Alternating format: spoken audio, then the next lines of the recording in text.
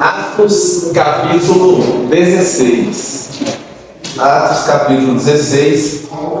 A gente viu na semana passada que Paulo agora vai na sua segunda viagem missionária. Ele discute com Barnabé, os dois se separam, porque ele queria levar João Marcos, né, o que escreveu o Evangelho de Marcos. Porém, Paulo não concordava em levar ele. Barnabé queria levar ele para a igreja, porque queria dar uma nova chance para o menino. Paulo não, porque na primeira viagem missionária, Marcos deu no pé, pegou descendo. Então, Paulo falou: não, ele não tem compromisso, ele não está pronto ainda para ir na viagem. E os dois se separam. Na verdade, ali, a gente vê a mão de Deus em tudo. Deus sempre transforma o mal em bem, de alguma forma, sempre converte o mal em bem. E isso fez com que agora duas frentes missionárias estivessem atuando. A primeira viagem missionária de Paulo é a primeira viagem missionária que existiu. A primeira viagem com o objetivo de fato cristão, o objetivo de evangelizar os povos, de levar a mensagem do evangelho para demais pessoas. As pessoas viajavam por vários motivos comerciais, simplesmente poder visitar um local, mas com esse fim, verdade religiosa, que é a primeira viagem que existiu. E agora essa já é a segunda viagem. E Paulo, ele vai levar, além de Silas, que a gente viu na semana passada com ele vai levar um companheiro muito conhecido aí com você. Vejam comigo no versículo 16, versículo 1. Chegou também a Derbe e a Listra. Havia ali um discípulo chamado Timóteo, filho de uma judia crente, mas de pai grego. Dele davam bom testemunho os irmãos de Listra e Icônio. Então eles chegam ali, em duas cidadezinhas muito próximas uma da outra, e tem um discípulo chamado Timóteo. Então, como que eles chegaram e tinham discípulos? Porque eles já passaram lá antes. Então, muito provavelmente, Timóteo, ele se converteu com a pregação do apóstolo Paulo, quando ele passou ali pela primeira vez. Então, ele passa ali, prega e discipula Timóteo. E Timóteo teve um bom testemunho. Então, Listra e Icônio ficava, Listra, a cidade dele, Icônio ficava a 16 quilômetros de Listra. É quase um São Luís Hidrolina, né? Que dá 20 km mais ou menos aqui em Hidrolina, né? Então dá bem bastante essa distância. Só que não ser de bicicleta, né? Alguns vai, ou ir a pé. O ir lá era de a pé, no máximo de cavalo. Então era bem próximo. Então o Timóteo, ele tinha uma conduta de tal forma que o pessoal da cidade dele, até mesmo a cidade vizinha, dava bom testemunho dele. Assim temos que ser nós também. A gente serve de Deus, cristãos autênticos, a gente tem que ter um bom testemunho, não somente na nossa cidade, mas tem que romper as fronteiras da nossa cidade.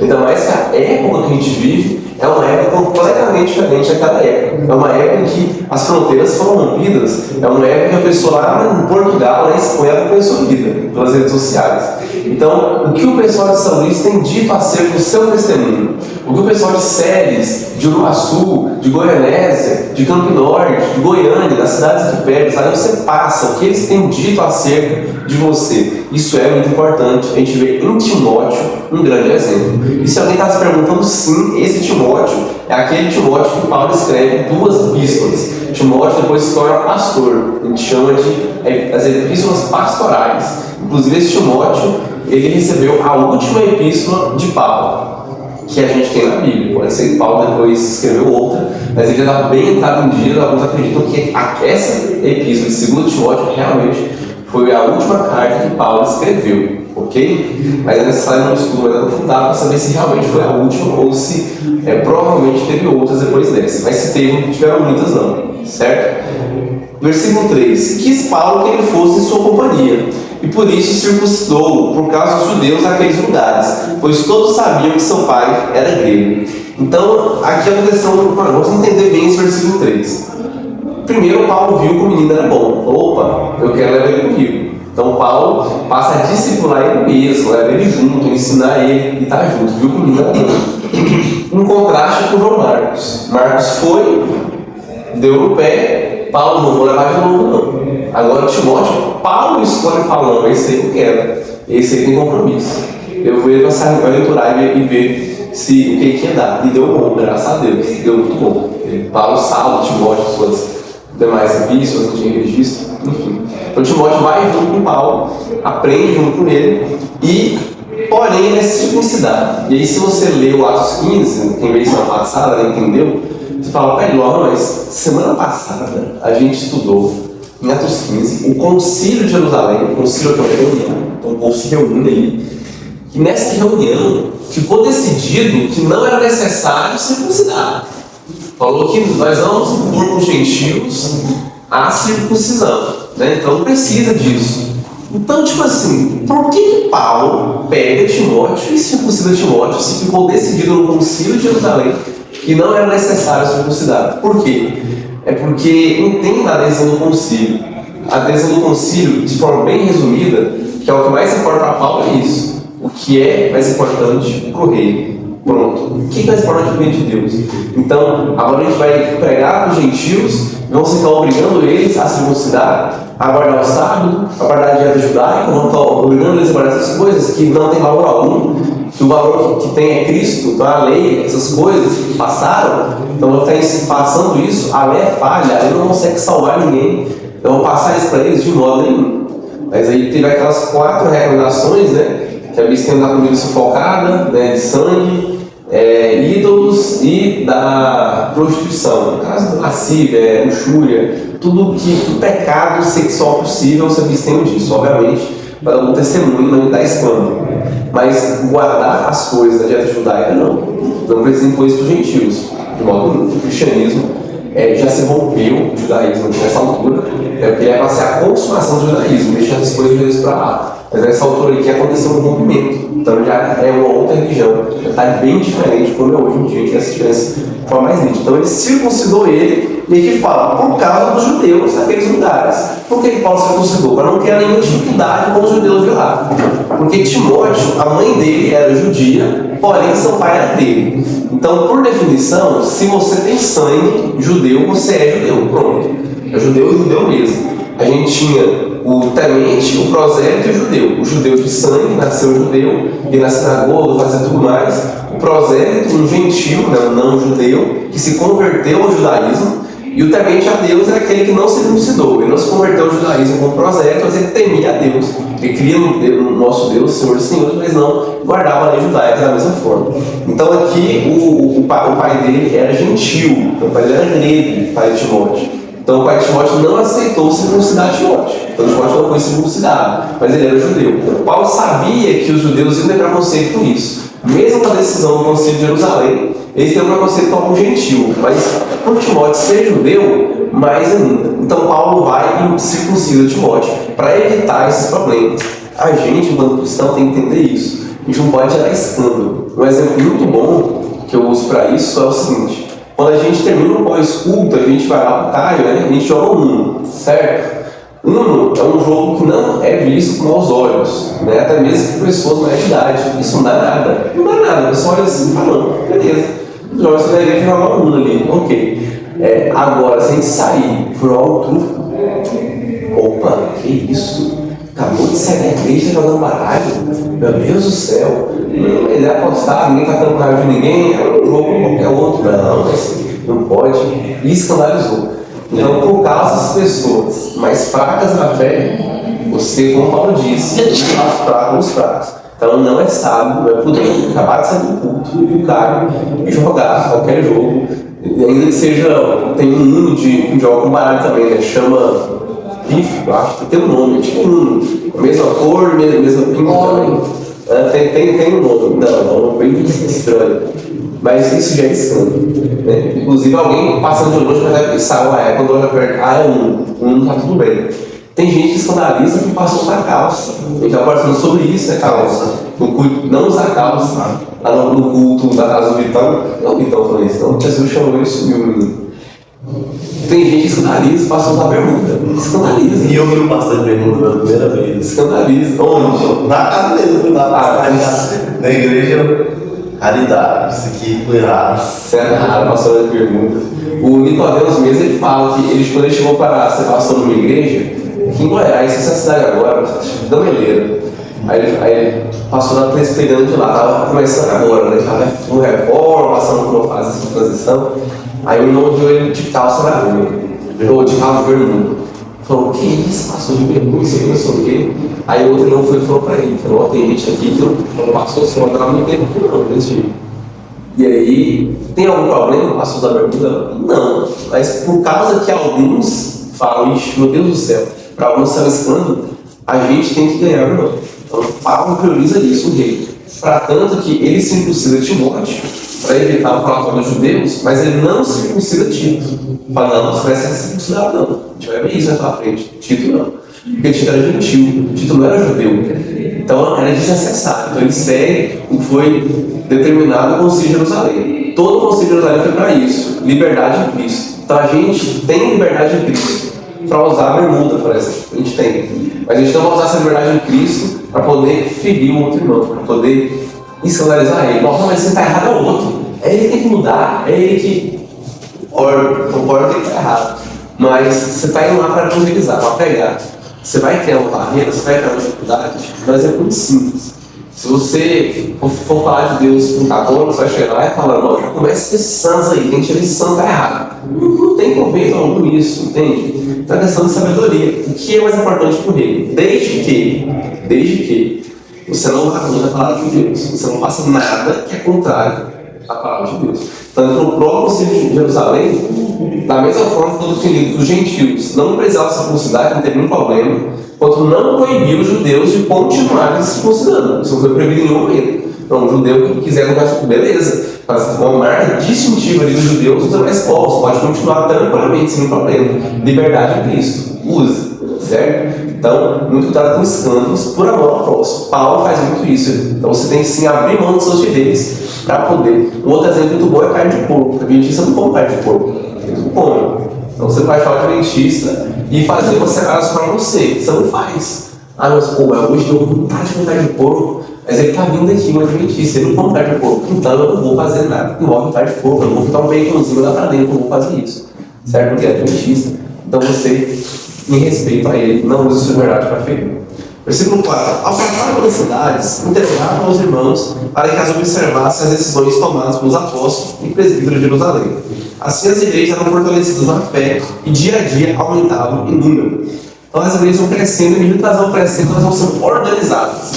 E hoje tem uma corrente de pensamento cada vez mais forte dos desigrejados, que é o quê? Não, eu posso chegar a Deus em casa mesmo. Passa uma reunião aqui, com pouca gente, aí de repente chama um amigo, aí chama outro, aí vai se namorar, aí chama o namorado para ir também, aí chama um primo, de repente está muito grande o grupo, e aí começa a ter algumas divergências.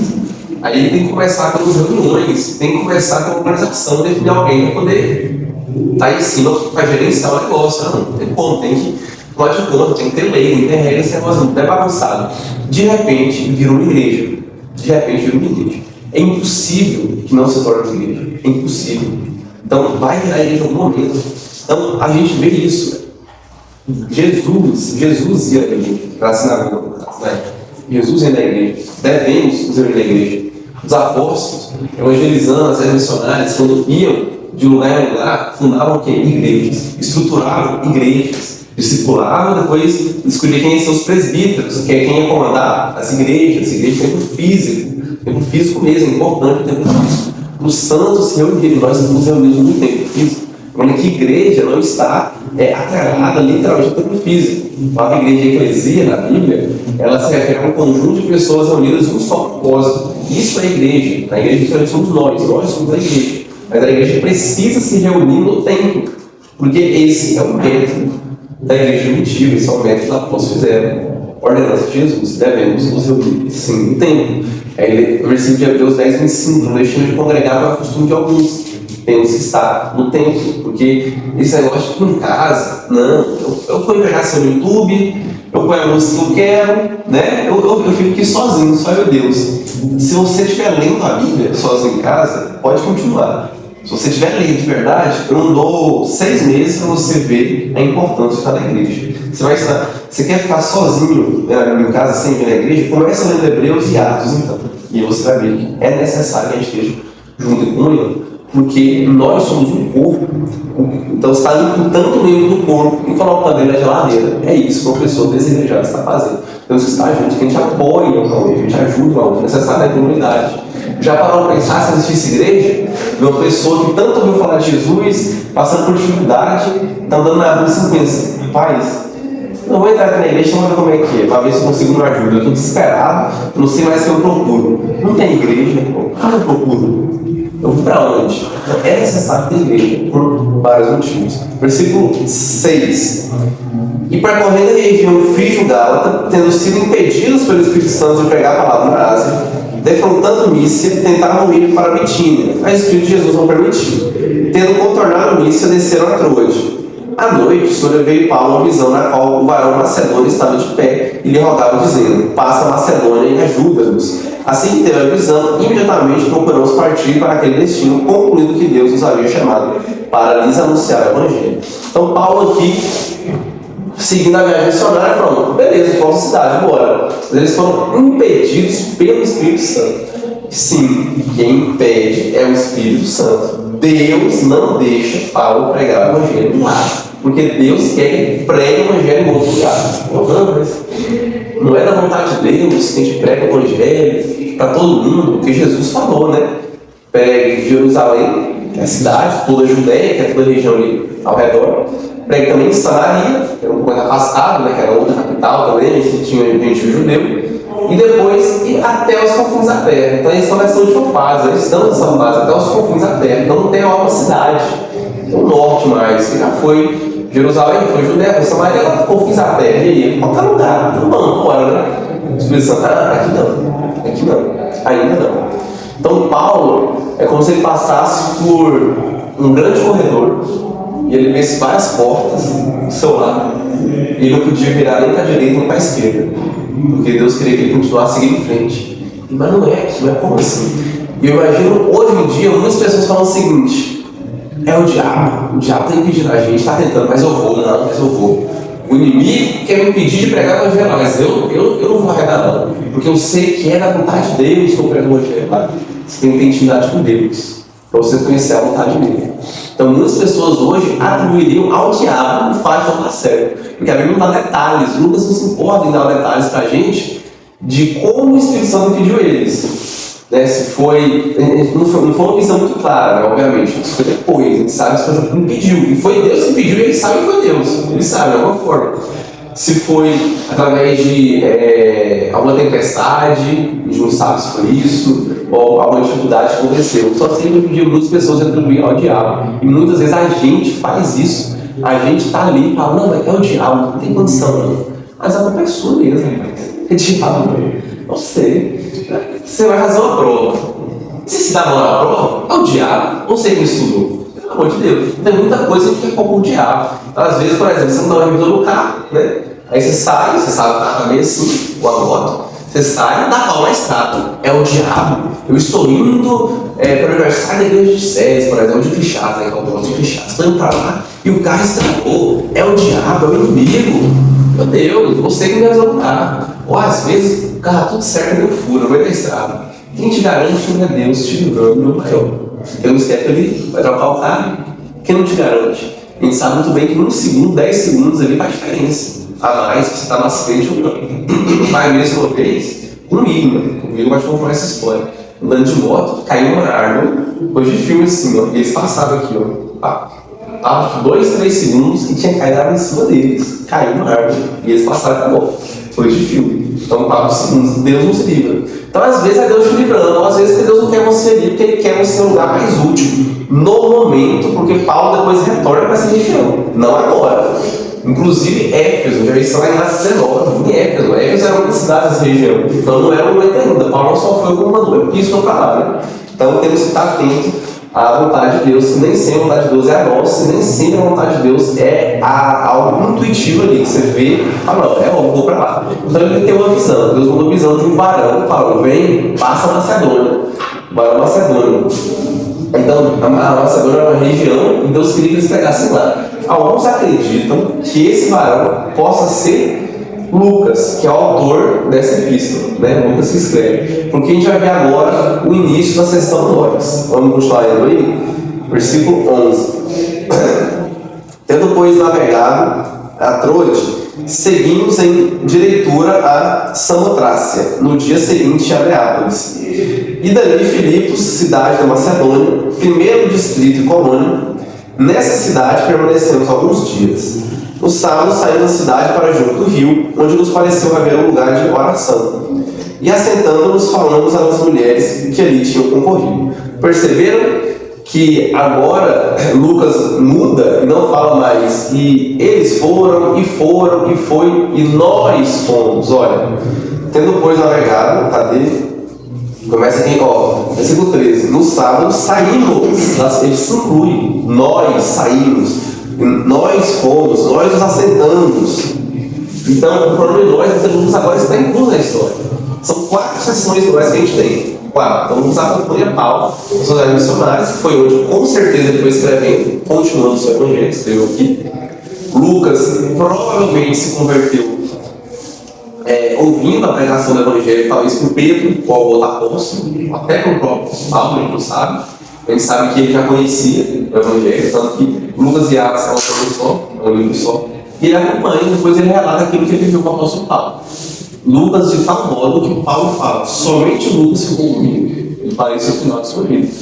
Na Epístola de Timóteo, que é a sua última carta. Então Lucas ficou com ele até o final de sua vida. E Lucas escreveu, inclusive, algumas coisas para Paulo. Inclusive, a Epístola aos Gálatas, que Paulo fala, vejo com grandes letras dos escrevo, que é como Paulo na assinatura do Consul, essa Epístola é linda. Ele tinha um monte de falsificação, né? Um monte mesmo. Então, ele tinha um copista. Acredita-se que o copista de Paulo oficial era Lucas. Lucas escrevia para Paulo. Então, Lucas, inclusive, o doutor muito dele. Ele era muito inteligente, era doutor, era médico, era conhecido. Então, ele escreve ele. E Paulo relata para ele para pegar, para dar a assinatura. Assim como outras também. Então, Filipos, outra igreja que a gente já conhece também. Paulo vai escrever uma epístola para lá, a epístola aos Filipenses, né? Não é excelente epístola, eu gosto bastante. É chamada de a carta da igreja, epístola aos Filipenses. Éfeso é a carta da igreja, isso aqui ela também a eclesiologia, doutrinas da igreja.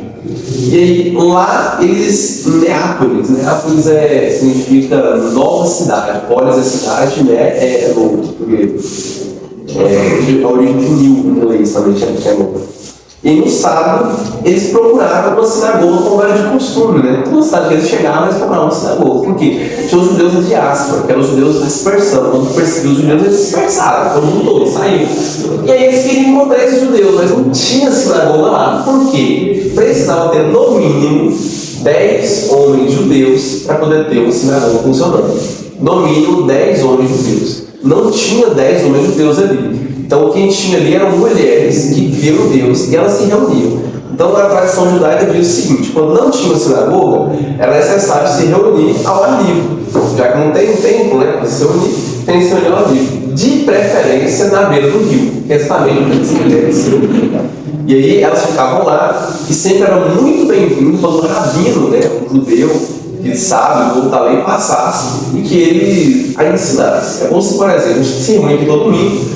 E aí chega, por exemplo, o Luiz Saião. Luiz Saião vem aqui, ou não, Luiz Saião cancela a minha aula, ensina para nós aqui, ó. Você tem que dar aula pra gente. Tá doido? Vou dar aula pra você? Bora aqui, é tipo isso. Então chega alguém aqui, elas vão, então de bom grado, elas recebem Paulo e Lucas, Silas e seja lá quem mais estiver com eles. Mas tinha mais pessoas também, não é só os três, não.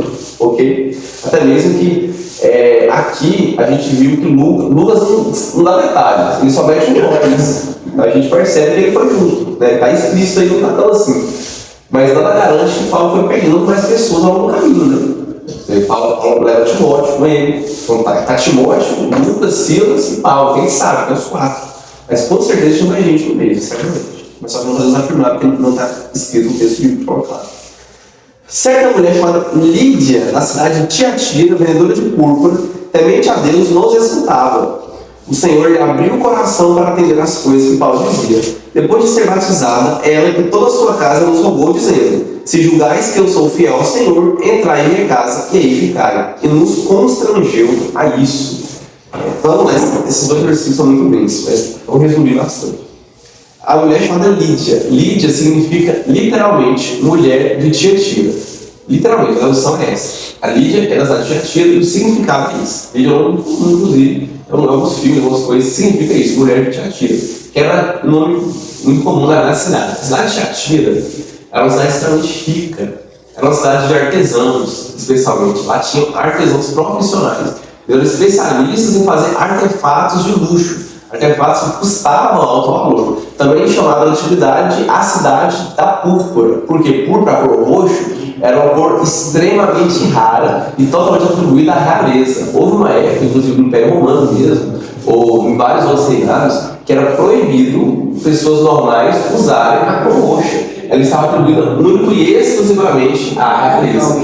A gente vê nas representações de filmes antigos, né? Os reis usando capa vermelha, né? Vermelha é a cor mais comum que a gente vê em filmes. Mas já para pensar que quando é vermelho, puxa a sua memória aí, é roxo a cor que aparece. E o certo nessa época seria necessariamente o roxo, ao invés do vermelho, enfim.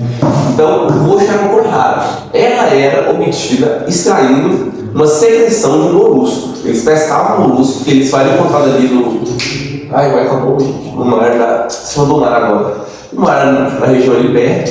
Eles tiravam esse molusco, aí tinham que deixar ele secar e extrair uma secreção dele. Essa secreção, quando ela oxidava, ela revelava um tom de lilás. E esse tom de lilás ia gerar a cor roxa utilizada para tingir os tecidos. E isso tinha alto valor, porque era uma cor muito rara, né? O conceito aí de economia para vocês, escassez. Quanto mais escasso, quanto menos opções tinha no mercado, mais valor vai ter.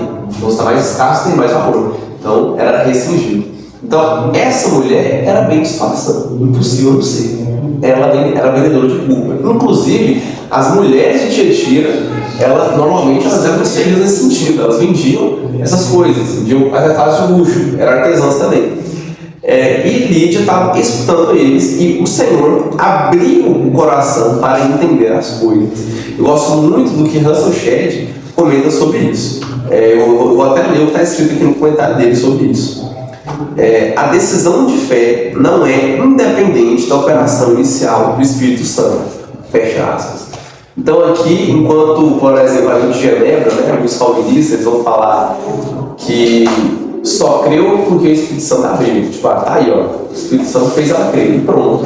Né? Chet, já mais equilibrado, né? Prefiro mais a relação dele. Você não consegue crer sem a ajuda do Espírito Santo, concordo. É em conjunto, não é independente. Então, além da ação de Deus, a cruz tem a ação do Espírito Santo abrindo seu coração. Mas ele não te obriga, é em conjunto. Eis a diferença. O Espírito Santo te obriga a crer nele, não é isso. Ele te obriga a você crer, é os dois juntos. Ao mesmo tempo, o Espírito Santo abrindo seu coração e você crê, você recebe a palavra de Deus. Né? Ou não é como, não acredito como está também na Bíblia de Genebra. Quem está predestinado vai acreditar no vida de outro. E é isso. Pronto. Não penso assim. Lídia ouviu e creu, e o Espírito Santo abriu o coração dela. Então, glória a Deus por isso. É uma ação conjunta. Então, a gente não pode tirar essa responsabilidade humana. Os próprios calvinistas mesmos falam muito disso, né? Soberania de Deus e responsabilidade humana. Mas, de forma indireta, principalmente mais extremos, eles acabam minando a responsabilidade humana em detrimento da soberania de Deus, o tempo todo. Porque, como você fala aqui, me parece que para os calvinistas Deus é soberano para tudo, menos para poder nos dar um livre-arbítrio, né? A livre-agência. É a mesma coisa, praticamente. Enfim. Então aqui ela abriu, o Espírito Santo abre o coração dela e ela fala, ó, se vocês acham que eu sou fiel ao Senhor, porque ela era uma prosélita, né? Até foi o judaísmo ali, né? Ou uma judia da diáspora. E aí ela fala, ó, vocês acham então que eu acreditei de verdade? Então vocês vão lá para casa. Ela mete um discurso dos judeus, um argumento aqui, para convencer eles aí. Ela era vendedora de púrpura, gente. Era comerciante, super experiente, ela sabia conversar, ela tinha água. Então ela fala isso com os caras e ele fala que nos constrangeu isso. O Lucas está incluso aqui, nós somos nós, ele está junto nesse parado todo. Nos constrangeu, essa palavra constranger no grego é uma palavra muito forte, ela tem o sentido de obrigar. Sabe quando a pessoa te obriga a comer, você chega na casa dela e fala, aceita? Ah, não, quero não, estou cheio de não, você não vai colocar um caseado, não, você não vai colocar com casa, não. Então a pessoa te obriga a ir a usar uma coisa, é uma coisa que é boa, não é uma coisa ruim, né? Não é obrigar no sentido ruim da coisa, entende? Então é isso que ela fez aqui, e chamei isso para a casa dela. Não é relatado que Lídia tinha marido ou filhos, isso não é relatado em nenhum momento. Mas a gente sabe que a casa dela era uma casa grande, afinal, ela era vendedora de púrpura. Então, com certeza, tinha muitos quartos. Inclusive, ela abriga, a gente sabe que parece 4 pessoas indo com ela. Silas, Lucas, Timóteo e Paulo. Ela abriga eles lá. Provavelmente onde dormiam os servos dela, ou um quarto de hóspedes. Ela tinha uma casa muito grande, ela tinha um conjunto de servos, a gente já vê isso melhor. Tinha as condições. Tinha as condições, tinha bala, vendia púrpura os impérios. Então, tinha as condições, ok? Vamos continuar aí. O que acontece em Filipos? A cura de uma jovem adivinhadora. Ah, inclusive Filipos tem esse nome, né? Por causa de Filipe, que, né, domina a cidade. Depois, quando o Império Romano domina ela, em 1967 a.C., eles mantêm uma cidade, só que ela se torna província romana. Ela se torna uma colônia romana. Vou falar assim, o que isso implica pra gente no texto daqui a pouco. Qual que é o versículo? 16. Aconteceu que, indo nós para o lugar de oração, esse mesmo lugar que eles estavam lá no rio, nos saiu encontro uma jovem possessa de espírito adivinhador, a qual adivinhando dava grande lucro aos seus senhores. Esse versículo não dá margem para nenhum momento você falar que existe espírito de adivinhação, existe espírito de orgulho, existe espírito de pombogira, existe espírito de negócio, não sei o que. Não. O demônio faz tudo. O demônio é multifunção. Um demônio só faz tudo. Então, existe sim, a gente sabe que na cultura do candomblé, na cultura do espiritismo, eles têm, né, Zé Pilintra, né, esses caras aí, mas todos eles são demônios comuns, que entram no personagem, né, até mesmo que Zé Pilintra e pombogira. Aí eu pergunto agora para quem é candomblé, é onipresente? Se não é, então como que ao mesmo tempo, só no Brasil, acontece uma porrada de rituais e ele se manifesta da mesma forma. Ele não tem clone, ele não é onipresente, porque é um demônio, são demônios, uma porrada de demônio no mundo. O diabo não é onipresente, o diabo não é somente. A gente tem esse costume de falar, o diabo está me tentando. Não é o diabo, é um demônio. O diabo está tentando uma pessoa, assim, deve ser bem mais espiritual que a gente. Sei lá, uma pessoa em algum outro país, nem no Brasil ele está. Então, os demônios é que atuam, eles que agem. E os demônios têm poder. Isso não pode ser negado. Por mais que a gente tenha alguns momentos, né, Nicodemos vai fazer uma crítica muito séria às igrejas neopentecostais, que elas fazem showzinho com o demônio. Alguns claramente fake, visivelmente fake. Não tem vista com o demônio. Passou alguma vez para essas pessoas e falou assim: demônio, você não tem que entrevistar ele com nada, não. Tem que entrevistar. O bebê é simples. É simples. Realmente. O povo fica fazendo entrevista com o demônio e divulga e posta isso, meu Deus do céu. Acontece sim, expulsão de demônios em igrejas. Hoje acontece, ó. Não está filmando, não está nisso. Pra quê? Entendeu? Pra quê? O povo está falando que é mentira, está zoando. E tem mentirosos sim, tem. Você vê que é falso, tem pessoa que finge, tá? Não é atenção, existe isso tudo. Mas, de certa forma, os demônios têm poder para algumas coisas, até mesmo, entre aspas, para predizer o futuro até certo ponto. Como assim, predizer o futuro? Não no sentido de que eles conhecem o futuro, mas eles deduzem. E a dedução deles é bem certeira. Por quê? Uma pessoa que tem 60 anos de vida, ela tem mais experiência que nós, na casa dos 20, ou até menos de 20, né? Bem mais. Então ela consegue prever alguns acontecimentos, como pode ser a vida de alguém, baseada nessa experiência de vida. Agora, o diabo existe desde que o mundo é mundo. E os demônios também. Quando eles olham para você, eles já viram pessoas exatamente igual a você, na mesma situação, e viram onde eles chegaram. Eles conseguem, inclusive, prever o futuro sim. Fora também fazer algumas advocações, vou falar melhor sobre isso aí, continuando na passagem, que são ambíguas. Ambiguidade é o quê? Pode ter um sentido ou outro. São adivinhações vagas que pode encaixar para qualquer pessoa. Sigla desse jeito, com todo respeito a quem acredita em sigla, mas cara, não dá para você acreditar que o seu nascimento, que a posição relativa das estrelas, no momento do seu nascimento, determina a sua personalidade, qual vai ser o futuro da sua vida. Não dá para ter isso. Pelo amor de Deus, é sério.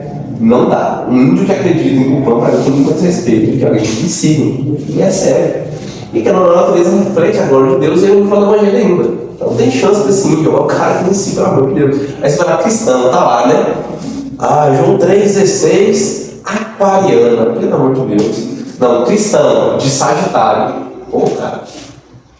Me sigam, é só pra saber qual cavaleiro do zodíaco você é. É isso, no máximo, entendeu? E eu sou do Sagitário, cara, nada, flecha de fogo, legal, só isso. Não presta mais nada além disso, acabou. Não é uma constelação massa, você olha, é legal, né?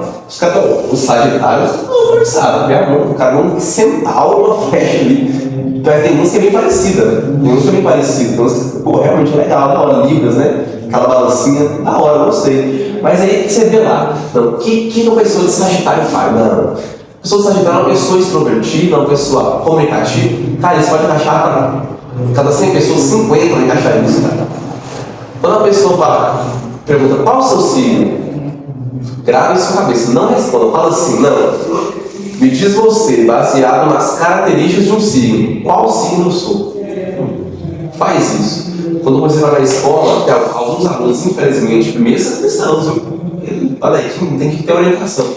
Pergunta, pessoal, qual é o seu signo? Eu não, qual signo eu sou? Aí achei engraçado uma vez, a menina tem mais isso que menina, reparou? Menina tem mais. 3 meninas, elas tentaram adivinhar o signo. Não, é Gêmeos, é porque ele é muito sério. Não, mas ele também é extrovertido, não deve ser Leão. Cara, aí depois eu falei, não, é Sagitário. Eu sabia, você falou fácil, não sabia, que é vago, encaixa qualquer coisa, entende? E sem contar que o diabo pode, de fato, porque aqui não era só uma adivinhação por adivinhação, tinha dinheiro envolvido. Muita gente fala, Deus do céu e dinheiro na terra. Para algumas pessoas o dinheiro é como se fosse um Deus. E o que acontece, essa moça que adivinhava com esse demônio, ela tinha poder, ela tinha poder, o poder não vinha de Deus, vinha do outro lugar, dava lucro aos seus senhores. Essa palavra que aparece aqui, quase que eu sei falar isso para de jovem, essa palavra para jovem, no 16, fala, enquanto como uma jovem, essa palavra foi utilizada muitas vezes em vários escritos antigos, né, no grego koine, para escrava do sexo feminino. Então, uma escrava mulher. Essa palavra para jovem aqui significa escrava mulher, porque ela era escrava. Ela cobrava. Os senhores dela cobravam, ela era assim, escrava, endemoniada, e os caras lucravam com as adivinhações dela. Então, ela era presa 2 vezes, porque tinha um demônio no corpo dela e porque os caras escravizavam ela por causa do lucro, porque ela estava endemoniada. Então, aqui, adivinhando, dava grande lucro aos seus senhores. Ela era uma escrava, entende? E aí, versículo 17. Seguindo Paulo e a nós, clamava dizendo: esses homens são servos de Deus Altíssimo, e os anunciam o caminho da salvação. Isso se repetia por muitos dias. Então Paulo, já indignado, voltando, disse ao Espírito: em nome de Jesus Cristo eu te mando, retira-te dela. E ele, na mesma hora, saiu. Ainda Paulo ainda fica lá, não foi de uma hora para outra. Não foi de uma hora para outra. Por quê? Você ainda ficou. Muitos dias. Não, muitos dias. Muitos dias, não vou fazer nada. Aí não cansei. Foi. É a pergunta: por que Paulo expulsou o demônio antes, se ele tinha o poder de expulsar antes? Por que ele expulsou antes? Se ele expulsou antes, acabou o ministério. Vamos olhar a motivação de vocês. Se ele expulsou antes, acabou. Ele não conseguia pregar. Olha aí, esse 19. Veja seus senhores que lhes desfizeram a esperança do lucro, agarrando em Paulo e Silas, os arrastaram para a praça, à presença das autoridades. E levando-os aos pretores, disseram: esses homens, sendo judeus, perturbam a nossa cidade, propagando costumes que não podemos receber nem praticar, porque somos romanos. Então aqui, os caras ficam grilados, porque doeu no bolso deles. Quando você olha para o mundo, o sistema, as coisas, como funciona, cara, tudo envolve dinheiro. O dinheiro é o Deus que rege o mundo, infelizmente. A gente não consegue ganhar dinheiro, então a vida boa não fala isso. Cuidado, cara. Quanto mais dinheiro, mais provável é que vocês corromperem esse código. Muito cuidado, trabalho, tem seu dinheiro, tem um conforto, é lógico. Mas, cara, quando você vai mexer uma coisa que dá dinheiro, o negócio acaba. Eu vou dar um exemplo muito simples. O tanto de pesquisa e estudo que tem mostrando que o detergente é um dos maiores poluidores da água e do solo. Aí a gente pergunta: por que não acaba com os detergentes? Tá muito dinheiro. Exatamente, vai quebrar muita gente. Não pode. Os magnatas da empresa não vão deixar de jeito nenhum. Não, meu. A indústria farmacêutica. Por que eu vou curar uma doença se eu posso criar medicamentos para tratar a doença? Em vez de curar uma vez só, uma vez, eu posso estar lutando sempre por ela. Como, por exemplo, câncer. Gente, não, sem querer ser conspiracionista, me falar algo muito mas assim, penso eu que, o homem não tá louco, cara. A gente tem tecnologia de primeira. A gente tem a tecnologia de um modo que o algoritmo, nossos 5 celulares nesse momento, estão escutando a nossa voz e eles vão propaganda em cima daquilo que a gente ouviu. A gente tem tecnologia de tudo quanto a gente quer, mas a cura do câncer não. Ou pelo menos o tratamento que que seja mais barato, mais acessível. É claro que não. Por quê? Tem muito dinheiro envolvido. Todo mundo doa para ONG de câncer, todo mundo. E detalhe, eles não doam só para ser beneficente, não. Tem quem é bom, não vou falar isso não, pelo amor de Deus. Tem cara que é milionário, não quero esse dinheiro todo aqui, eu quero ajudar de alguma forma, ou alguma instituição. Mas tem muitos que fazem isso apenas para lavagem de dinheiro. Só para lavar dinheiro. Então, o que envolve outro esquema grande com mais dinheiro. Fora a quantidade de vários outros que a gente nem faz ideia. E eu não quero falar aqui, estou falando de coisa grande, eu quero falar aqui agora com vocês de coisa menor, pequena. Então, uma porrada de esqueminhas desse, perto da gente. Ah, são esse pequeno, tem aqui também. Tem no Iguaçu também, tem em Sérgio, tem em todo lugar. Está no mundo, porque o mundo inteiro já é um amigo. Se você mexer em alguma coisa que envolve dinheiro, isso vai afetar eles. Vai afetar eles. Eles não gostam, eles não querem. Como foi aqui. Um outro que tem tipo sentido. Que sentido tem? A fábrica de cigarro. Vem com cigarro, te mata. Não faz sentido. Você já falou pensão prévia que o cara te vende a sua morte lá. Tio, você compra, o cara compra, e o cara não paga. Não é proibido, cara. Aí teve uma reunião, muitos anos atrás, que falou, não, mas para amenizar, vamos colocar lá que mata, né? Acaba o cigarro. Por que não parou o cigarro? Dinheiro! Dá dinheiro. Bet, tá acabando o futebol esse negócio de bet. Quem gosta de futebol sabe, a gente tá com muita raiva desse negócio. Cara, sabe que vai acabar? Sabe por que não vai acabar as bets? Porque paga imposto. Paga imposto. Dinheiro. O governo está lucrando, não faz sentido parar. Agora, se não pagasse imposto, não tinha nem começado, tinha que estar lá no começo. Começa a vender picolé aí, qualquer coisa você vender, começa a dar muito dinheiro, e se você dar lá em cima, pá, tu tem que pagar imposto do negócio. Se não pagar, se o Estado não lucrar junto com você, você não lucra. Simples. Então, o dinheiro, infelizmente, move muitas coisas. O cigarro é um grande exemplo disso. Mais um exemplo é como o de drogas. As drogas acabam por quê? Porque os próprios governantes tem deputado, cara, lá em cima, o senador, que lucra com cartel de drogas. O cara lucra. O cara tinha que fazer um projeto de lei. A polícia, que é quem tem que ir lá, meter o pipoco, né, com os bandidos, ele tem que dar uma tadinha, tem que prender os caras, tem que fazer seu trabalho, tem que proteger o cidadão. Passa envolvido. É miliciano. Tá vendo? Não tá. Então, você vai no Rio, parece, cara, é um absurdo. Não é absurdo. Então, assim, a gente vê que o dinheiro produz isso. O dinheiro acaba com o diabo e usa. É como se fosse um Deus. Infelizmente, é como se fosse um Deus. Então, toma muito cuidado. Eu conheço pessoas que têm muito dinheiro e que elas não idolatram dinheiro. Eu admiro profundamente as pessoas. Inclusive, uma delas, os sogros do João, são pessoas que, quem olha assim, não imagina. Imagina, o cara é auditor fiscal, tá ligado? O cara, poxa, eles são muito lindos, cara, muito mesmo, muito gente boa. Antes de falar do pastor Mola e o pastor Mola, deles trabalham no negócio da Receita Federal lá, assim, absurdo também. Os donos da Suede, lá de Iguaçu também, assembleianos, eles são de alguns filhos dele. Muito bons também. Você vê esses anos, você nem imagina. Então tem como, é claro que tem como. Só que a maioria das pessoas não é assim. E a gente às vezes reconhece tantas fraquezas nossas, né?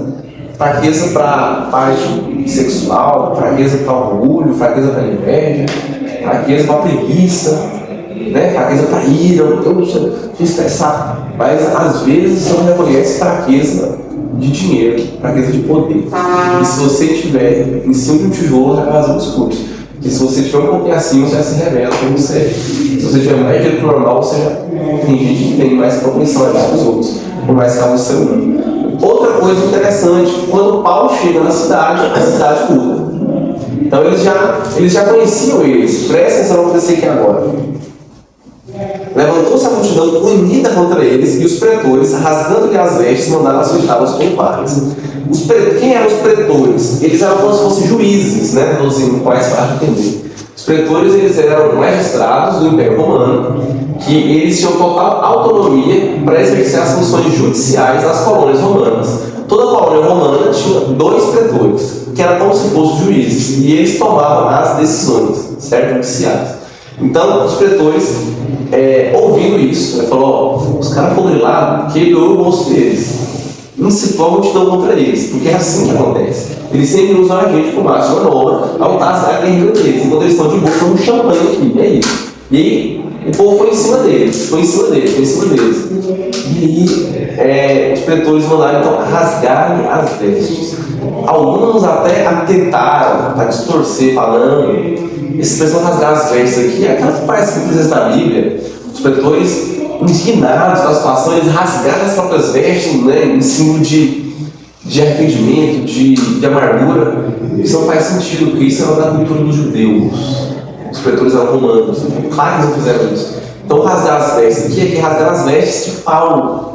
Paulo ficou pelado, peleco. Ele apanhou pelado. Ele foi exposto. E na cultura antiga, não é igual hoje em dia. Hoje em dia a gente é sem vergonha. A gente anda pelado na rua, só não deixa. Mas tá quase calado. A gente anda assim.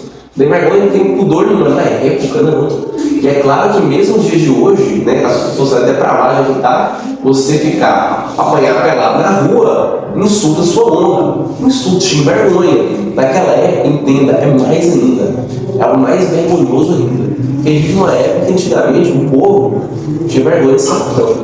Né? O pai fala isso. Quando ele roubava, ele tinha que se mudar de cidade. Todo mundo descobriu isso, meu Deus. Hoje em dia é status. A pessoa ostenta isso. Traficante, meu Deus do céu. Status, a que ponto chegamos, gente do céu? Status para mim é você ser um Timóteo, é um bom testemunho de vida. Falar, aquele ali é um servo de Deus. Pessoa confiável. Aquele ali, sem prestar o dinheiro, ele te paga. Aquele é de confiança. Não, se você precisar sair e deixar ele na sua casa, ele não mexe em nada.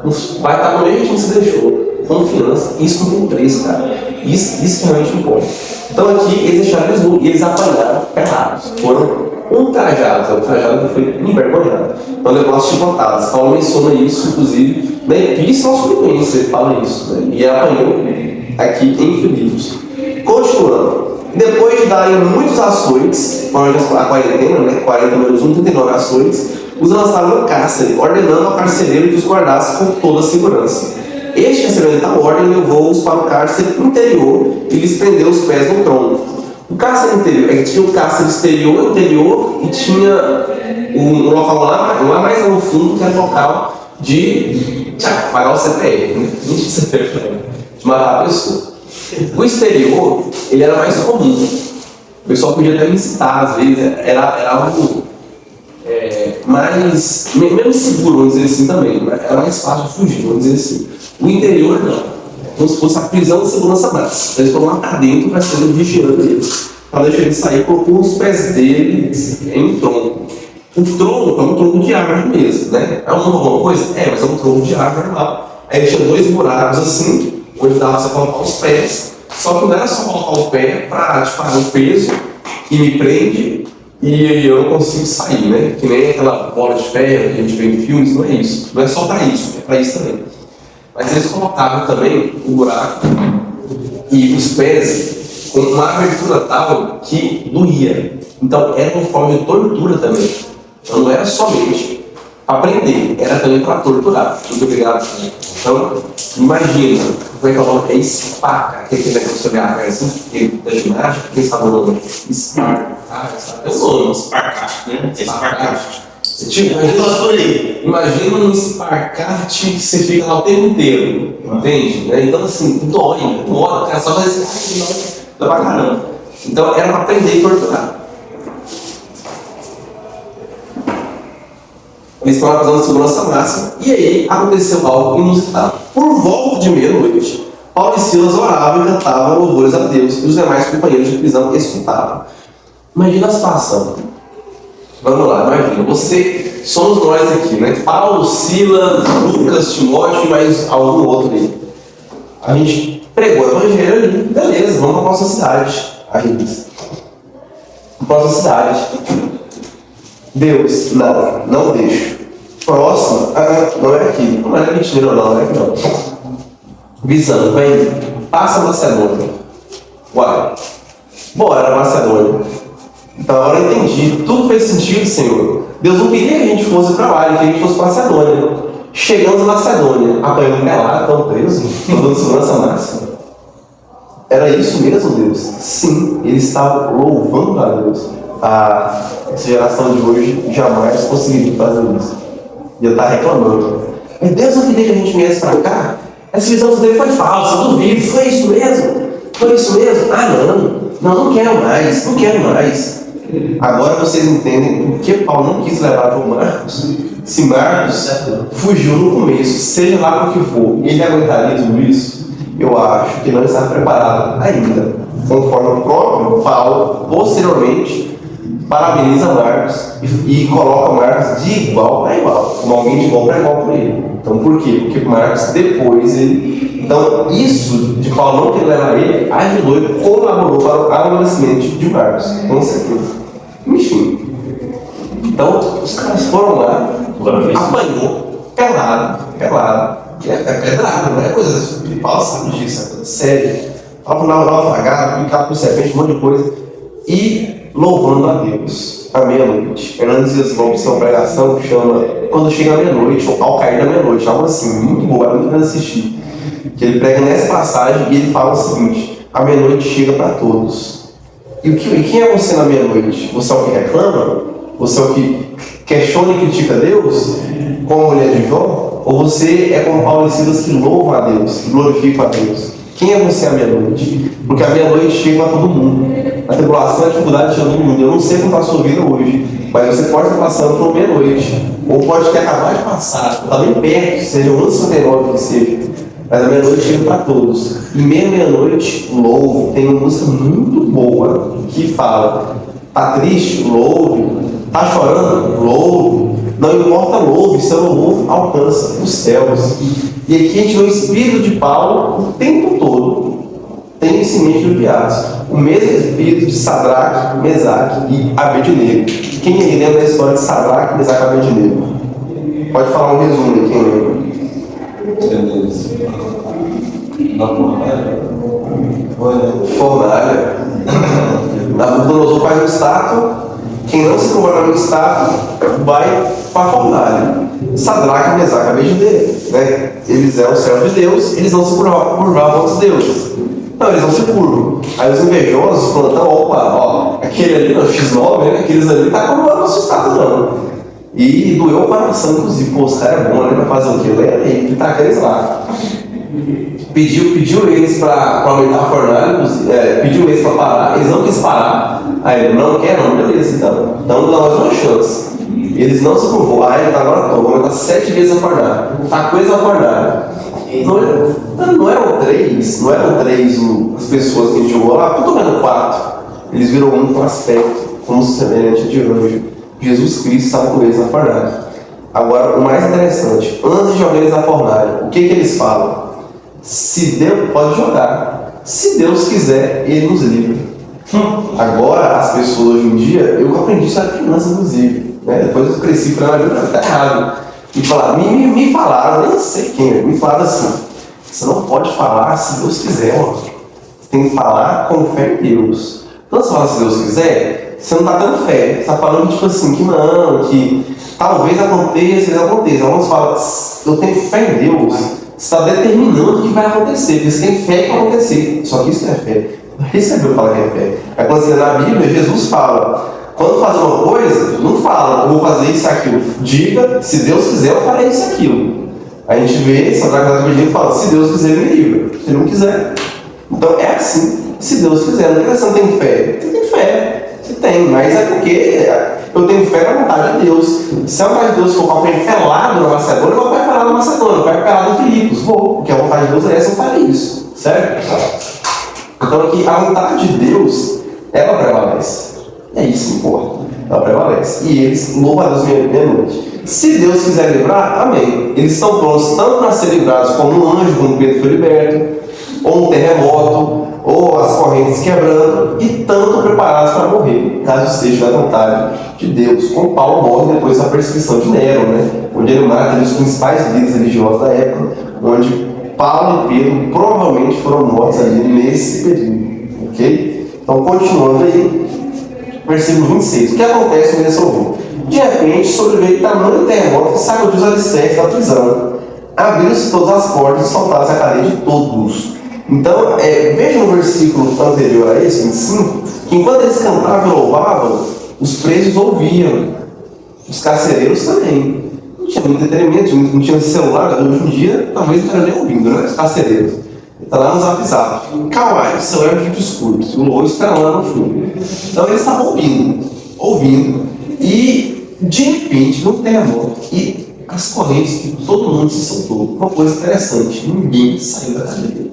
De tamanho tremor que era. O cara tá preso, doidinho pra ir embora. Terremoto vem, todo mundo fica liberto de uma hora para outra. Cara, é a hora perfeita. Só bora, vamos fugir daqui. Não, de modo nenhum. Eles ficaram atemorizados e não fugiram. Eles atribuíram ao Deus de Paulo e Silas, o Deus que eles estavam servindo, o Deus que eles estavam pregando, aquilo. Inclusive o carcereiro, era muito improvável que o carcereiro não tivesse escutado falar de Paulo, porque o carcereiro sabia qual o tipo de criminoso que ele estava lidando. Então ele sabia o crime que ele cometeu. Então se Paulo estava lá, ele ouviu que é por quê? Porque Paulo, segundo eles, uma falsa acusação, né? Que Paulo estaria impondo coisas da cultura judaica para romanos. O Paulo não estava fazendo isso, eles distorceram claramente, como faz isso até hoje, nossa cara, a gente não percebe. Eles fazem um discurso em prol de seu objetivo sombrio, ok? Continuando a leitura então. O carcereiro se converte. O carcereiro despertou do sono e, vendo abertas as portas do cárcere, puxando a espada, ia suicidar-se, supondo que os presos tivessem fugido. Por que ele se matava? O carcereiro ele era responsável pelo preso que estava ali. Então, quando um preso foge, o carcereiro recebe a pena dele. E aqueles caras estavam ali, a maioria, para morrer. Era pena de morte. Então, o carcereiro ia ser morto. E não só morto, ele levava chicotada, ele ia ser ultrajado também, e se envergonhado. Ele pensou, pô, então ao invés de eu morrer na mão dos romanos, eu mato eu mesmo. Ele pega a espada, e ele vai, cara, eu vou morrer, eu vou ser humilhado ainda, melhor eu mesmo morrer. Ele pega a espada, parecendo o sepulcro dos japoneses, né? Aqueles samurais se matavam na guerra. Mas, versículo 28, mas Paulo bradou um grito alto, né? Bradou em alta voz, ele deu um gritão: não te faça mal nenhum! Todos nós estamos aqui. Nenhum preso saiu. Porque se os presos tivessem saído, o cara ia morrer mesmo. Ele de santos, ele arrasta. Não tem como. Só que o carcereiro escuta isso e não se dá. Pera, beleza. Então, já que todo mundo aqui fala, não, a gente tá todo mundo aqui, fica tranquilo. E ele começa a dar ouvidos que Paulo diz. Então o carcereiro, tendo pedido uma luz, estava escuro, né? Entrou precipitadamente, ou seja, entrou sem pensar duas vezes, que não é sábio um guarda fazer, né? Então, um monte de bandido preso. Cada chicoteou, todo mundo ali, aliás. Antes vai entrar lá do nada, no escuro. Meu amigo, é perigoso, mas ele fez isso. Também entregou. E treino, prostou-se diante de Paulo e Silas. Aqui não é adoração em nenhum momento. Adorar Paulo e Silas, mas muito provavelmente ele se prostra em reverência ao Deus que Paulo e Silas pregaram. Até mesmo a gente sabe que os apóstolos, os homens de verdade, eles não querem ser adorados. Não é como tal de bicho Leonardo por aí, que quando ele vai pregar, lote de pessoas e o povo corre para tocar nele, para tentar ser curado de alguma forma, idolatrando ele como se ele fosse Jesus Cristo. Não é isso. Então aqui eles não aceitariam adoração em nenhum aspecto, ok? Então o que acontece aqui é que ele se burla perante Deus. Depois, trazendo para fora, diz: Senhores, o que eu tenho que fazer para ser salvo? Porque o evangelho foi pregado para ele, de certa forma. Mas agora Paulo vai expor de uma forma melhor. Como? Testemunho. Os demais presos também, o que não garante algum preso não converteu, ouvindo os louvores, vendo o que aconteceu. Então, o sinal miraculoso de Deus veio por dois motivos. Primeiro, para confirmar a palavra. Fala, ó, é eu mesmo. O que eles estão falando é em meu nome. Eu sou Deus e eles têm razão. É isso mesmo. E segundo, para libertar eles. Porque não era plano de Deus que eles morressem agora. De que Tiago não foi liberto, né? Parece injusto, mas Deus libertou Pedro duas vezes, né? Livrou da morte, né? Então, Paulo aqui também. Paulo duas não, uma porrada de vezes, inclusive. Não ainda, mas por que Tiago? Porque Deus quis dar descanso para Tiago. Pronto. Pedro não. Paulo agora não quis. E é isso. Uns Deus livra na morte, outros Deus livra da morte. Tanto faz. Esteja preparado, como Sadraque, Mesaque e Abednego. Se for a vontade de Deus, Ele vai nos livrar da morte. E se não for, Ele nos livra na morte. Mas nunca procure a morte com as suas próprias mãos. Nunca corra para a morte com os seus próprios pés. Nenhum discípulo fez isso. Vamos ver tudo que a gente tem, vamos lá para o Oriente Médio, que lá a gente vai morrer, porque a gente é cristão, certeza. Serei um mártir, né? Graças a Deus vão morrer. Não, não é isso. Né? Assim, se for preciso, você tem que estar disposto a morrer pelo Evangelho, pela sua fé, tem que estar disposto. Você vai procurar isso, vai fugir o máximo que puder. Os apóstolos faziam isso, como Paulo mesmo, lá no final do capítulo, vai fazer. Mais uma das várias vezes que ele foge. Quando der, fuja. Agora, por que Paulo fugiu aqui? Não deu tempo, né? Daqui a pouco já vi um pouco melhor sobre isso, se der tempo também, se não der tempo. Mas enfim, era um tumulto muito grande, tinham várias pessoas ali. Então não deu tempo eles fugirem. Se desse tempo, eles teriam sim fugido. Então, o que eu preciso fazer para ser salvo? Essa pergunta vai ser a pergunta de todas as pessoas no vídeo de hoje. Todo mundo que ouve o Evangelho pergunta: como eu posso fazer para ser salvo? O que eu preciso? Resposta: crê no Senhor Jesus e será salvo tu e tua casa. Crê em Jesus. A fé salva. Crer em Jesus é o único caminho para a salvação. Não há nenhum outro meio de salvação que não seja ele. Creia verdadeiramente. Agora, salva tu e tua casa, em nenhum momento, pelo amor de Deus, é indicativo de que é garantia. É um pacote. Você crê, cara, Jéssica e Larina está salvo. Não é isso. Entende? Não é assim. É porque o carcereiro, ele era o pai da família, era o cabeça. E na cultura do Oriente Antigo, era o seguinte: a religião do cabeça era a religião da casa, da família. Então, quando ele se convertia, todo mundo tinha que seguir a mesma religião dele. Então, com a conversão do carcereiro, o pessoal também iria, né, se converter, por consequência. Né? Mas isso não é uma promessa. Tem um versículo de Provérbios, o pessoal cita muito, né, mas ele é uma promessa também, que é: ensina o seu filho o caminho que ele deve andar. Quando crescer, ele não se desviará dele. Isso não é uma promessa. Isso é uma observação de um grande sábio. Salomão, o mais sábio, existiu. E ele fala que provavelmente acontece. Porque a maioria das vezes acontece. Quando você ensina o menino, ele vai dar o caminho que você ensinou. Mas isso não acontece. Não, vamos pegar pessoas que cresceram na igreja aqui, mas não daram de fato firmes na igreja depois que cresceram. Se desviaram. Acontece. Pode acontecer. Certo? Mas não é uma promessa, é uma garantia que sempre vai estar acontecendo isso. Nossa, vai acabar de morrer. Enfim, mas a outra coisa, vocês não podem chamar de jeito nenhum. Tinha crianças lá no meio, provavelmente tinham crianças, né? Prisão. Não, na casa carcereira, que agora a gente vai mudar da prisão, nós vamos lá para a casa carcereira. Então, provavelmente tinha criança lá no meio, mas no versículo bíblico não vai falar isso. Então, leia consciente. Você não tem indicativo aqui que tem criança, mas era provável que tinha criança. Agora, se elas foram batizadas, enfim, vamos ler aí. Versículo 32. E pregar a palavra de Deus e a todos de sua casa. Tá vendo? Foi uma transição do versículo outro. Você vai estar para a casa dele já, muito rápido. Naquela mesma hora de noite, cuidando deles, lavou-lhe os vergões e os açoites. A seguir foi ele batizado em todos os seus. Então, levando-os para a sua própria casa, lhes pôs à mesa, com todos os seus manifestavam grande alegria por terem crido em nome de Deus. Então, a gente vê aqui duas coisas. Primeiro, a ironia, né, do cara que chega a peia, depois ele limpa. Esse santo pode falar. E Paulo sai da prisão e vai para casa do carcereiro. E os presos ficam lá. Tipo, abandona tudo. O carcereiro também. Mandou tudo. Cigano. Mandou tudo. Afinal, o que é mais importante do que ser salvo? Ele entendeu isso. Inclusive, ele colocou a vida dele nisso. Com certeza. Os presos ficam lá. Entendeu? Ele saiu e deixou lá. Mas os presos ficaram possuídos de grande temor e não saíram. Ele fala assim: não morre, ele fica vivo.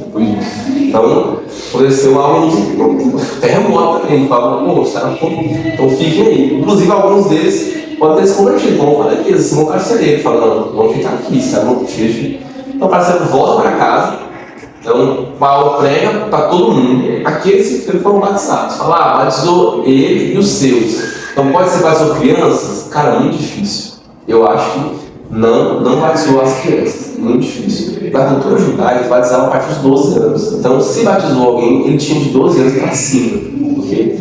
Na igreja batista, é a idade mínima para batizar. Mas alguns pastores batizam com 11. E tem outros que já é um pouco mais radical. Rapaz, eu estou com esse livro. Mais de 12. Dependendo da pessoa, tem que ter pelo menos uns 15, 16. Então, assim, enfim, porque a pessoa tem que entender a mensagem do evangelho para se batizar. O batismo não salva, o batismo é só uma profissão pública de fé. O selo confirma que você entendeu a salvação. Você realmente crê em Jesus e vai seguir isso. Então, o batismo é o ponto. De quarta-feira o pastor falou sobre isso. Muito bem explicado. Ótimo. Explicou muito bem, porque os presbíteros, né, presbiterianos, batizam crianças, Pelo batismo. né? E nós temos por essa teologia de batizar acima dos 12 anos e tal. Ele fala que não o pastor vai mais, não é tanta idade, mas sim, porque tem crianças que antes dos 12 já se reflete um cristão nele. Tem pessoas que depois dos 15 ainda não se refletem. Sim. Mas ter uma idade é bom, ter uma mínima é bom. Por mais que alguns é mais precoce, vamos dizer assim, mais adiantada, mas é bom. É 12. É 12 anos. bom ter uma idade, 12 anos já está bem. Então, é a real. Inclusive foi muito bom no culto de quarta-feira, eu sempre tá aqui. As crianças são salvas, né? Porque elas são salvas, se todos nós somos pecadores. Explicou muito bem esse problema pra gente, né? Muito bom. Quando eu venho por quarta-feira, Nossa, não é um assunto, tem como. é o melhor de explicação do Ion. Muito bom. Graças a Deus. Continua vivendo, cara. Inclusive, esse versículo aqui, ele não dá nem margem pra gente, de nós presbiterianos, nem pra eles também, de a gente, no sentido de batismo por aspersão. Porque falar, presbiteriano pode querer puxar para esse dele. Falar, não, batizou em casa, cara, não tinha água corrente para batizar, então batizou, pegou uma aguinha. Pode ser, mas não tem como, o texto não está falando isso. Eles vão falar sobre isso. Mas dificilmente batizou criança. Muito difícil. Eu não acredito nisso, batizou criança, sabe? Mas poderia sim ter criança no meio a partir dos 12. Porque é necessário entendimento. Inclusive, outro ponto disso é a ceia. O batizado toma a Santa Ceia. E quem toma a Santa Ceia tem que discernir. Examine, pois, não é si mesmo. Uma criança incapaz de examinar ela mesma. Incapaz. Nunca mais será. Entende? Continuando, Santa Tempo. Já estava no finalzinho, terminou. Nossa. Que demorou, atrasou lá. Vamos entrar e os 10 minutos que eu preciso para isso aqui foi. Quando amanheceu, os pretores enviaram oficiais de justiça com a seguinte ordem: põe aqueles homens em liberdade. Então o carcereiro comunicou a Paulo essas palavras. Os pretores ordenaram que fosse posto em liberdade. Agora, pois, saí e ide em paz. Paulo, porém, lhes replicou: sem ter havido processo formal contra nós, nos açoitaram publicamente e nos recolheram ao cárcere. Sendo nós cristãos romanos, querem agora as ocultas lançar-nos fora? Não será assim. Pelo contrário, vendo eles, pessoalmente nos põem em liberdade. Os oficiais de justiça comunicaram isso aos pretores, e estes ficaram possuídos de grande temor quando souberam que se tratava de cidadãos romanos. Então foram ter com eles e pediram desculpas, e relaxando-lhes a prisão, rogaram que se retirasse da cidade. Tendo retirado o cárcere, dirigiram-se à casa de Lídia, e vendo os irmãos os confortaram, então partiram. Então, aí depois que aconteceu isso, os caras ficam com medo, né? Meu Deus do céu, os deuses deles, o Deus deles é forte. Moço, põe esse povo para fugir daqui, põe eles para embora, liberta eles, faz essa droga, põe para embora. Paulo, o quê? Vocês nos humilham, apanham pelados, somos ultrajados, agora vocês querem soltar a gente como se nada tivesse acontecido? De modo nenhum, nós somos cidadãos romanos. Agora tá, o que significa isso? Qual é o impacto disso? Meu Deus, são os romanos. Lá era a colônia romana. A colônia romana, ela ganhava 3 benefícios. Primeiro, ela tinha o benefício de uma cidade normal da Itália, do mesmo jeito, né? O segundo agora. E por fim, o segundo, enfim, ela também era isenta de impostos. Pô, isenção de imposto é maluca, é uma coisa que tem, né? E aí, por ter os mesmos direitos de Roma, isso também implicava alguns direitos. Tinha chamada Lex Porcia, ou Leges Porciae, que é a lei de Porcia. O que essa lei falava? Essa lei falava que um cidadão romano ele não podia ser executado sem julgamento. Paulo não teve julgamento, ele foi açoitado e foi preso direto. E isso não podia se fazer com um cidadão romano. E Paulo era romano. Paulo era filho de judeu romano, então Paulo tinha cidadania romana. E aí eles não podiam fazer isso. A Lex Porcia também garantia que ele pudesse, além de não ser preso de um julgamento, que ele pudesse pedir para uma audiência com César, ele podia rogar a César, inclusive, em algumas situações. Ele podia quase responder em liberdade, vamos dizer assim, com o réu primário. Tipo isso. Então, o cidadão romano, ele tinha muitos direitos. Ele tinha muitos direitos. E isso era bom, né? Isso era bom. Então, Paulo, aqui ele usa sua cidadania romana, usa de politicagem, no bom sentido, para o bem. É possível usar a política para o bem. Não é possível. É possível. A política não é ruim, o povo tem problema ruim. É possível. E ele usa para o bem do evangelho e não do seu bem pessoal. Duas perguntas são levantadas. Primeira pergunta: se Paulo era romano, por que ele usou isso antes de não ser preso? Segunda pergunta: Paulo fez isso por vaidade própria? Porque ele se sentiu humilhado? Mexeu com o ego de Paulo? Isso foi um pecado? Então, duas perguntas. A primeira pergunta: o que Paulo falou antes? Não deu tempo. Quando você volta lá atrás e lê, vamos fazer isso agora porque a gente está. Você volta atrás e lê, não daria tempo de fazer isso, cara. As multidões falavam em alta voz, então eles não ouviram ele, certo? Esses carcereiros que vão lá prender Paulo é como se fosse a polícia da época, sabe? A polícia especializada, tipo a CPE, tá ligado? Então, a barra preta. Então os caras vão lá, prende Paulo, açoita ele, depois eles vão lá, ó, você pode ir. Cara, de modo que eu sou romano, agora ele pode falar. E por quê? Foi vaidade de Paulo que mexeu com ela dele? De modo nenhum. Eles fundaram uma igreja lá. Qual vai ser a fama dessa igreja? Os caras que foram pelados ali, ó, criminosos, foram presos, fugitivos, não valem de nada. Eles fundaram essa igreja, não vão naquela igrejinha, não é assim? Quando um pastor cai, por exemplo, o pastor falando, a igreja, o pastor joga um time, sabe? A igreja tem um monte de coisa. Então, eles, por causa do evangelho, Paulo fala, não, eles têm que pedir desculpa. Esse desculpa não é pegar na mão, tá pegando as costas, foi mal, nunca mais faço isso, não é isso, não. É uma desculpa pública. Eles reconhecerem publicamente, erramos, eles eram humanos, eles não estão errados, vamos soltar eles. Houve um equívoco lá, me desculpe. Para a fama da igreja não ser prejudicada, porque Paulo ia embora. Tem gente que não é assim, dane-se, eu estou indo embora daqui mesmo, dane-se. Eu só consigo mesmo, eu estou indo embora, dane-se, ninguém me conhece. Eles se preocupam com a igreja, com a fama que ia ter, por causa do nome dele. Então, ter um bom testemunho é algo que atinge não somente você, atinge até mesmo a igreja. Então, tome muito cuidado com o seu testemunho de vida para não prejudicar a igreja. E, mas que garantia você tem disso? Não foi por ele? Não, assim, tá, não, beleza, vim para o evangelho, mal eu sei, dá para ver isso no texto bíblico, que ele queria realmente. Mas você acha que lá no fundo tem um pouquinho de são os otários, tá vendo? Eu sou romano, não podia não. Porque por lei, Paulo podia denunciar eles. E os caras ficavam, passavam nem Wi-Fi, tremendo de medo. Porque se Paulo denunciasse eles perdiam o emprego deles. E eles que deveriam levar a pena. Os juízes da cidade, os magistrados e os carcereiros, eles que levaram a pena. Então eles ficaram morrendo de medo de Paulo abrir os dentes. E Paulo não fez isso. Ele não se preocupou em vingar, em punir os caras que prenderam justamente.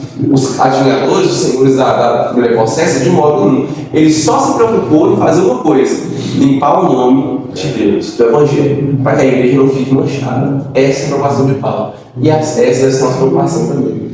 Então a gente não está, acima de tudo, com o nome de Deus. E para isso, temos que preservar o nosso nome limpo, pagar o que deve, não mentir, não ser uma pessoa desonesta. E aí o versículo 40 fala que eles foram consolados, chegaram na casa de Lídia, né, e eles foram confortados pelos irmãos, ou até mesmo exortados, falavam também nesse sentido, alguns fatos também.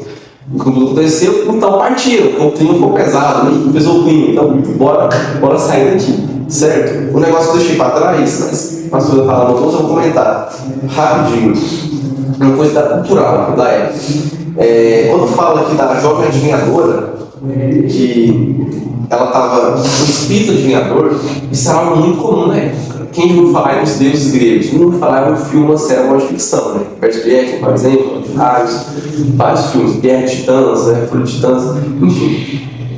Apolo era o deus do sol, da música, da arte, da poesia, das pragas e também era o deus das profecias. Então, Deus Apolo. Quem era Apolo? Apolo, ele era filho de Zeus com uma titã chamada Leto, E ele tinha uma irmã gêmea chamada Artemis. A Artemis, vocês devem conhecer também, é bem famosa. A deusa da caça, da cultura dele. Artemis, deusa da caça. Então ele era tanto deus das bênçãos, da cura também, se falar isso, quanto deus das pragas. Eles acreditavam, quando surgiu uma epidemia, que Apolo tinha jogado uma flecha para a doença. Eles tinham essa crença na época, que Apolo jogou uma flecha, então o povo ficou doente. Quando eu morri do nada, é a fúria de Apolo sobre ele. Inclusive, Apolo é o único deus, né? Segundo tudo isso que é mitologia, tá? No final é verdade, é a mitologia deles. Apolo foi o único deus que ficou do lado de Troia na guerra, contra os gregos, todos os deuses ficaram do lado deles. Mas Apolo não, e foi ele que guiou a flecha para acertar o papel de Aquiles, para que Troia vencesse a guerra. Okay? Então, tem toda essa crença que ele era um grande arqueiro, enfim, ele era um mensageiro também. Por que Apolo era importante? Porque tinha o templo de Apolo, tinha vários templos, inclusive o templo mais famoso de Apolo fica na cidade de Delfos. Esse templo tem as minas dele até hoje, pode precisar, oráculo de Delfos. Os oráculos eram locais que as pessoas iam consultar os deuses acerca do futuro e profecias. Inclusive, várias pessoas consultaram oráculos, inclusive o próprio Alexandre o Grande, isso aqui é um fato histórico, isso aconteceu. Alexandre o Grande consultou o oráculo de Delfos, ele foi lá, algo errado, né? Ele fez isso, ele queria isso, mas o quê? O cara não tem certo. Então ele consultou o oráculo de Delfos. Lá no oráculo de Delfos, acredita-se que, antes de falar isso, eu vou falar o seguinte: lá tinha uma profetisa que comandava, tinha várias, né? Essa profetisa era chamada de Pitiã. A Pitiã, ela tinha sacerdotisas. As sacerdotisas eram chamadas de pitonisas. Daí que a palavra Piton. Piton era bem conhecida, vocês conhecem a palavra Piton? O que Piton te lembra? Piton é o quê? Pode falar, gente. Piton é o quê? Uma cobra. O que é uma cobra? Piton. Piton é uma cobra, é uma classificação de cobra. Piton, uma cobra. Como é que pode fazer a conta da hora dos Estados Unidos aqui? Enfim. Então tem essa cobra Piton, tem que ser com Y. E aí a gente vê que muitas palavras nossas têm origem no grego, muitas mesmo, inclusive essa é uma delas. Por quê?